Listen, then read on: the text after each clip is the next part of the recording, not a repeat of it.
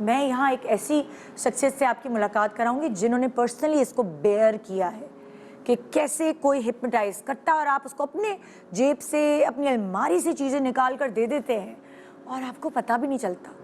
کیسے بہلانے پسلانے میں لوگ آ جاتے ہیں. یہ آپ سنیے آج لائیو میں آپ کو ایسے لوگوں سے ملوا رہی ہوں. سوچے کہ جب ہمیں یہ لوگ مل گئے ہیں تو گلی گلی میں کتنے کتنے لوگوں کے ساتھ ایسے واقعات ہوئے ہوئے ہیں پریکٹیکلی. میرے پاس اس وقت یہاں میرے سامنے بیٹھی ہوئی ہیں عالیہ طارق اور عالیہ آپ کو بتائیں گی اپنی زندگی کی آپ بیتی کہ ان کے ساتھ ان کی فیملی میں کیا ہوا ہے. عالیہ السلام علیکم. وعلیکم السلام. آپ نے دیکھا شو میں الگ الگ چیزیں سننے کو مل رہی ہیں. رہی ہوں اور وہی جب میں اب یہ قصہ دہرانے لگی ہوں تو مجھے اتنا ڈپریشن سوچ کے ہوتا ہے اس وقت کے واقعات سوچ کے کہ کیا ان سب کے ساتھ ہوا تھا.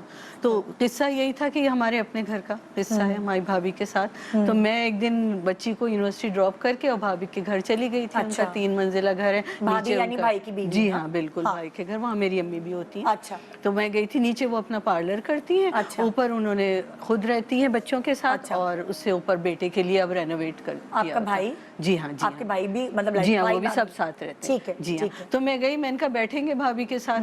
تو بھابھی کہنے لگی کہ میں ناشتہ بنا رہی ہوں تم بھی بیٹھو ساتھ ناشتہ کرتے ہیں. میں نے کہا ٹھیک ہے. اتنی دیر میں بیل ہوئی بھابھی باہر دیکھنے گئی تو وہاں 2 عورتیں تھیں. انہوں نے بڑے کھلے کھلے سے میں بھی باہر سے دیکھ رہی تھی کھلے کھلے کپڑے پہنے ہوئے تھے اور اپنا چہرہ چادر سے چھپایا ہوا تھا. جی تو بھابھی نے کہا جی آپ کون ہیں کس سے ملنا ہے. کہنے لگی انہوں نے اپنا ہٹایا چادر اور کہنے لگی کہ آپ کی بیٹی ٹیوشن کرتی ہے ہمیں بھی اپنے بچوں کے سلسلے میں ٹیوشن کے بارے میں معلومات کرنی ہے. بھابھی بہت رحم دل بھی ہے اس کو ہیلپ فل بھی بہت ہے. کہنے لگی اچھا آپ آ جائیے اندر بیٹی ابھی اوپر سے آتی ہے تو آپ بات کر لیجیے گا. وہ اندر آ گئی ہمارے ساتھ. تو بھابھی نے کہا چلو ناشتے کو بھی پوچھ لیتے ہیں. تو انہوں نے کہا آپ ہمارے ساتھ پلیز ناشتہ کریں. تو انہوں نے صاف ستھری سی نہیں صاف ستھری نہیں تھی چادر سے ڈھکا ہوا تھے کپڑے اور کپڑے اندر سے ڈھیلے. شکل سے بس کچھ ایسے کسی علاقے کی لگ رہی تھی کہ نشان کچھ پین کے نشان 3 کر کے چہرے پہ اور ناک میں ایسا پہنی ہوئی تھی. لوور کلاس کی لگ رہی تھی. جی جی لوور کلاس کی لگ رہی تھی. جی ہاں جی ہاں. تو وہ بیٹھی ہیں اور پھر کہنے لگی کہ اچھا بیٹی کو بھی بلائیے گا. کہیں گے بالکل آپ بیٹھے. اس وقت ہمیں مجھے اور میری بھابھی کو حرکات سکنات سے بالکل بھی کوئی چیز اب نارمل نہیں لگی.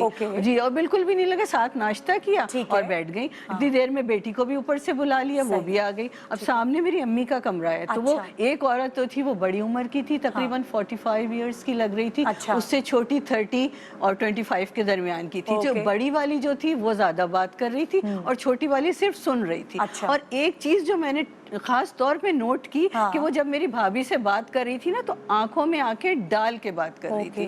خاص طور پہ اسے یوں کر کے میری بھابھی کہنے لگی یہ اس کمرے میں کون بیٹھا ہوا ہے. تو کہنے لگی یہ ہماری ساس ہے. تو کہنے لگی او بزرگوں کی تو بہت برکت ہوتی ہے جس گھر میں بزرگ ہوں ان کے تو پاؤں کے نیچے جنت ہے. ہمیں تو ان سے دعائیں چاہیے. اگر آپ کی اجازت ہو ہم تھوڑی سی ان سے بات کر لیں دعائیں لے لیں کچھ.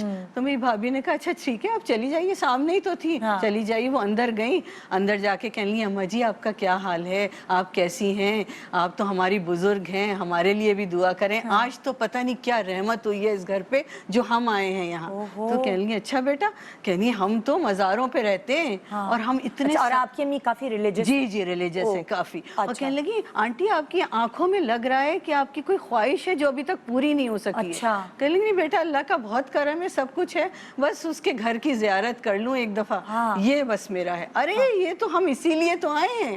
اللہ ہمیں یہی تو حکم ہوا ہے. اب آپ کی ساری پریشانیاں ختم اور اب آپ بس تیار ہو جائیے. اپنے آپ کا ٹکٹ بھی ہو جائے گا ویزا بھی بس آپ ریڈی ہو جائیے اور اللہ تعالیٰ کے گھر جائیں عبادت کر لیں اللہ اور رسول کے احکامات پہ عمل کریں. بالکل. اور ہمیں اس لیے بھیجا گیا ہے. ہم تو بہت کم گھروں میں جاتے ہیں ہم کہاں جاتے ہیں. آج تو اس گھر میں مجھے نور کی روشنی نظر آ رہی ہے. اور اس نے ایک نعرہ بھی میں نے سنا اللہ حق اللہ یہ بھی میں نے سنا. جی اور اتنی دیر میں یہی باتیں ہو رہی تھی تو کہنے لگی آنٹی آپ بھی ہمارے ساتھ لاؤنج میں آ جائیے.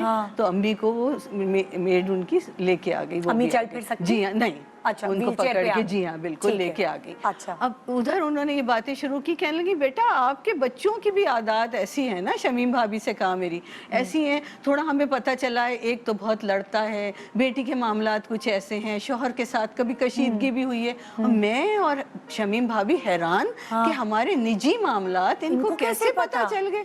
हम बड़े हैरान, और अंदर हम सोच रहे हैं कि क्या बातें कर रही हैं। इतनी देर में वो कहने लगी कि बेटा ऐसा करो कि एक धागा ले आओ अंदर से। अब शमीम भाभी उठी और धागा लेके आ गई। और धागा, जब नहीं, लंबा सा धागा था, उस औरत ने वो धागा अपने हाथ में लिया, उसको 5 टुकड़ों में डिवाइड किया और मुट्ठी में रख दिया शमीम भाभी के।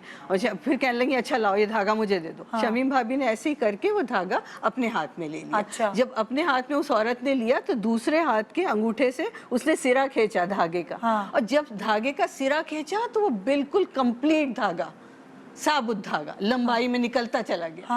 अब हम और हमारी अकल काम नहीं कर रही, दिमाग जैसे माउफ हो गया है। कुछ हम कहना भी चाह रहे हैं तो जैसे हलक से कुछ निकल नहीं रहा। और वो यूं करके शमीम भाभी को देख रही है, मुस्तकिल ऐसे उसने बात की है। और बच्ची का भी दिमाग, बच्ची से भी एक दफा यूं नजरें मिलाई भतीजी से, वो भी ऐसे ही देख रही। उसके बाद कहने लगी मैं भी हैरान, मैंने कहा मैं बोलूं, मैंने कहा शमीम ये क्या कर रही है, मैं बोलूं, मगर मेरे ऐसा लग रहा है बोल ही नहीं पा रही। उसके बाद कहने लगी हम चलो 5 लोग हैं ना, 5 चावल के दाने लेके आ जाओ। शमीम फौरन गई और 5 चावल के दाने ले, जो वो कह रही जी वो होता जा रहा था, जैसे रोबोटिक वे में कोई चीज नहीं होती है। जी हाँ, कोई कह रहा है और उसका हुक्म बजा लाते हैं। उसने मुट्ठी में 5 दाने रखे और उसको ऐसे ऐसे हिलाया। जैसे ही मुट्ठी खोली, चावलों की बारिश। अब तो हमारा दिमाग बिल्कुल, मैंने कहा ये तो कुछ ऐसे जैसे शोबदेबाजी होती है ना, जादूगर करते हैं, कुछ छुपा लेते हैं। मेरे दिमाग में आया भी कि कर क्या रही है। और शमीम भी हैरान, उसकी आंखें भी ऐसी, वो मुझे देखे मैं उसे, हमें तो उससे इतनी देर में वो कहने लगी बेटा पानी का गिलास भर के लेके आओ।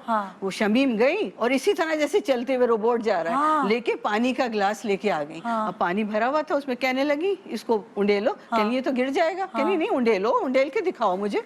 शमीम भाभी ने उलट के दिखाया तो पानी गिर गया। कहने लगी अब फिर भर के लाओ, मुझे दो ये गिलास। जब शमीम भाभी के हाथ से वो गिलास उन्होंने लिया और जैसे ही पलटा, बिल्कुल पानी नहीं गिरा।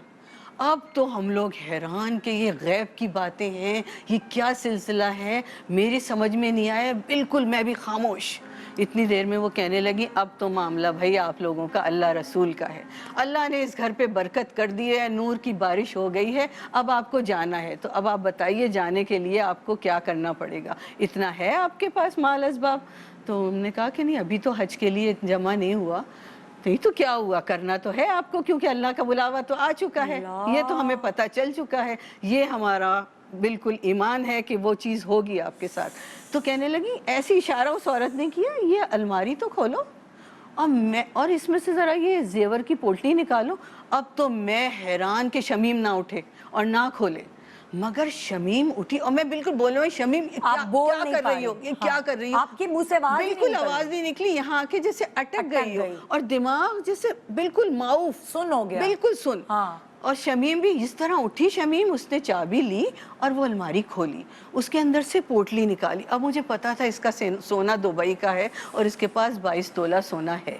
हम बहुत कहती थी मैं उससे कि बैंक में रखो, तो कहती थी कि नहीं नहीं बैंक में यार नहीं रखते, हमें इतना एतबार नहीं होता, मैं इसे कहीं थोड़ी थोड़ी जगहों पर रखती हूँ ताकि ऐन वक्त पे अभी बेटे की शादी हो रही है, बेटी के लिए सब रखा हुआ है।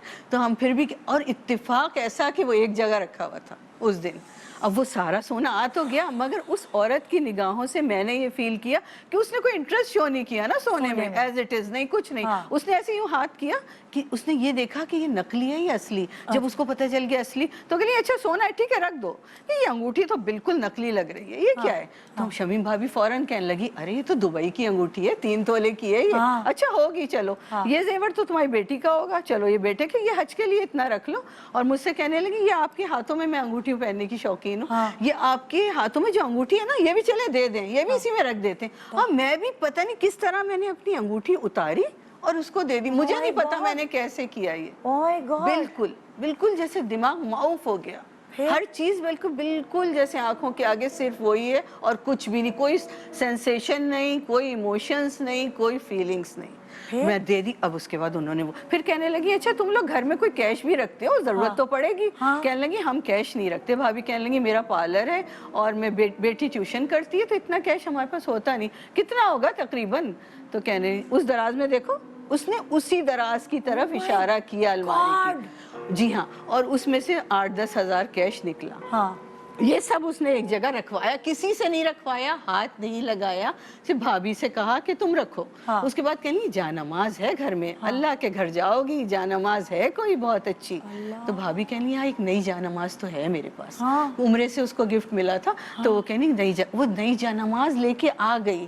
جا نماز لائی تو ان صاحبہ نے کیا کیا, وہ سارا سونا اور وہ شمیم بھابھی کے ہاتھ سے, اس نے اپنا ہاتھ نہیں لگایا, بیٹا اس میں رکھو, جانماز میں رکھو سب چیزیں, اس نے رکھ دی. اچھا اب تو چور اچکوں کا آج کل بہت ڈر ہے بیٹا, ایسا نہ ہو کہ تمہارے محلے میں کوئی آ جائے, تم کہیں گئی بھی ہو پارلر میں ہو, کوئی لے جائے. یہ تو تمہاری زیادہ راہ ہے, اب تمہیں اللہ کے گھر جانا ہے, وہاں پہ تمہیں سارے احکامات بجا لانے ہیں, تو کیا کرو گی؟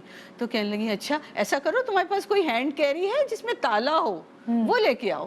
شمیم بھابھی اسی طرح اٹھی, میں ان کے پاؤں کے موشنز دیکھ رہی تھی, اس طرح اٹھی, آہستہ آہستہ چلتی ہوئی گئی اور کسی کمرے سے وہ ہینڈ کیری بھی لے آئی, اس میں تالا اور چابی بھی لگا ہوا تھا. انہوں نے کہا چلو بیٹا اب یہ تمہاری چیز ہے, یہ اب تمہیں رکھنی ہے, اب ہمارا تعلق نہیں, ہمارا جو کام تھا وہ ختم, ہم نے تمہیں بتا دیا, اللہ کا حکم آ گیا, اب سب کچھ تمہارے ساتھ اچھا ہوگا, بس اب بھول جاؤ, کوئی پریشانیاں نہیں, بیٹی کا رشتہ ہو جائے گا, بیٹے کی شادی ہو جائے گی, سب کچھ ہو جائے گا, اللہ دینے والا ہے. اور یہ تعویذ بھی لے لو. انہوں نے اپنے پرس سے کاغذ سا نکالا اور جیسے زعفران سے کچھ لکھا ہوتا ہے وہ انہوں نے موڑ کے شمیم بھابھی کے ہاتھ میں دے دیا, یہ پڑھا کرو بیٹا اور برکت اور رحمت ہوگی. بس پھر اس کے بعد انہوں نے شمیم بھابھی کے ہاتھ سے وہ چیزیں جانماز سے نکال کے ہینڈ کیری میں رکھوا دی.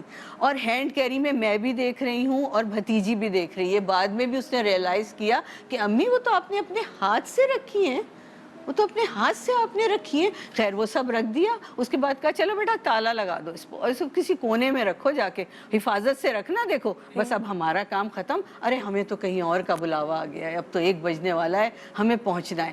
تو شمیم بھابھی کے دل میں بعد میں بتا رہی تھی مجھے کچھ تھا کہ میں ان سے اور کچھ اگلواؤں, پتہ نہیں یہ سچ بول رہی ہیں یا نہیں, مگر انہوں نے بالکل موقع نہیں دیا.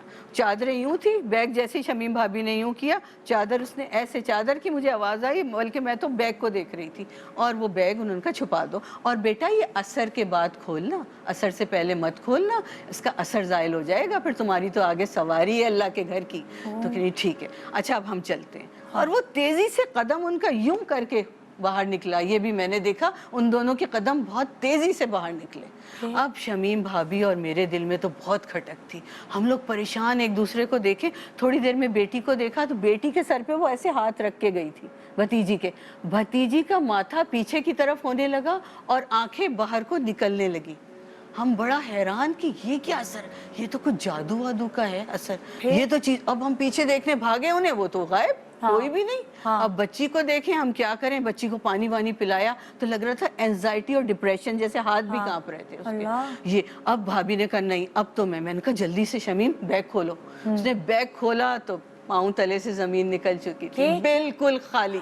کیسے؟ بس خود بند کیا جی, یہ سب آنکھوں کا دھوکا, ہپنوٹائز. بالکل اور جادو آتا تھا, جادو تو ہوتا ہے. اب تو بھاگی باہر, اس کی دکانیں ہیں باہر, تو اس نے کہا کہ بھائی آپ نے کسی عورت کو 1 بجے کے قریب جاتے ہوئے دیکھا ہے, 2 عورتوں کو چادر. کہہ رہی جی باجی ہم نے تو دیکھا ہے, وہ بہت تیزی سے سڑک کراس کر رہی تھی. اس کے بعد انہوں نے اپنے ڈرائیور کو فون کیا کہ جلدی آؤ, ہمیں کیس لکھوانے جانا ہے. تو ڈرائیور کہنے لگا ارے باجی میں تو شہر سے باہر ہوں, میں ہوں نہیں. اور یہ وہ ڈرائیور تھا جو سامنے رہتا تھا, فوراً آتا تھا. اسی سال کے اندر اس کو رکھا گیا تھا, اس کو ہائر کیا گیا تھا, اور اس کو یہ بھی پتا تھا کہ باجی کہاں سے BC اٹھاتی ہیں کیا. ایک دفعہ رکشے سے 1 لاکھ روپیہ کم بھی ہو چکا ہے, اس پہ بھابھی کی لڑائی. جی رکشے کا رکشا لگایا تھا بیٹیوں کے لیے کہ کوئی اتوار والا لگ جائے, بیٹیاں جاتی ہیں. تو بس پھر اس کے بعد ساری گھر کی باتیں ہیں, جی اس کو پتا تھی, بعد میں کیونکہ موبائل پہ فون پہ باتیں ہوتی ہیں. تو اور BC لینا ہے, BC کرنا ہے. وہ پھل لینے اتری بھابھی, اور اس نے وہ تھیلا किया, छुपा दिया सामान में कि ये तो रिक्शे वाला है, इसको अपना ही है ये तो। और वो 1 लाख रुपया घर जाए तो 1 लाख रुपया गायब। वो तो फिर बहुत लड़ी भाभी, कहने लगी तुम ही थे रिक्शे में और कौन था, बताओ मेरे पैसे कहाँ हैं।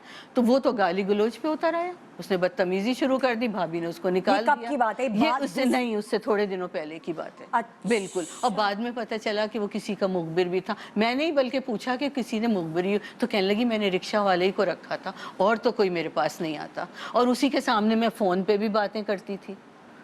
तो बस हमें यही इबरत हुई कि किसी को आप घर में इस तरह नहीं बुलाएं, किसी को अपने देखिए ये लोग तो दस्तरखान कहीं पे गए भी नहीं, कहीं लेकिन भी नहीं इनके गए। साथ घर बैठे ही ये चीज हुई। सो अपनी जिंदगियों को डेंजर जोन में ना डालें भाई।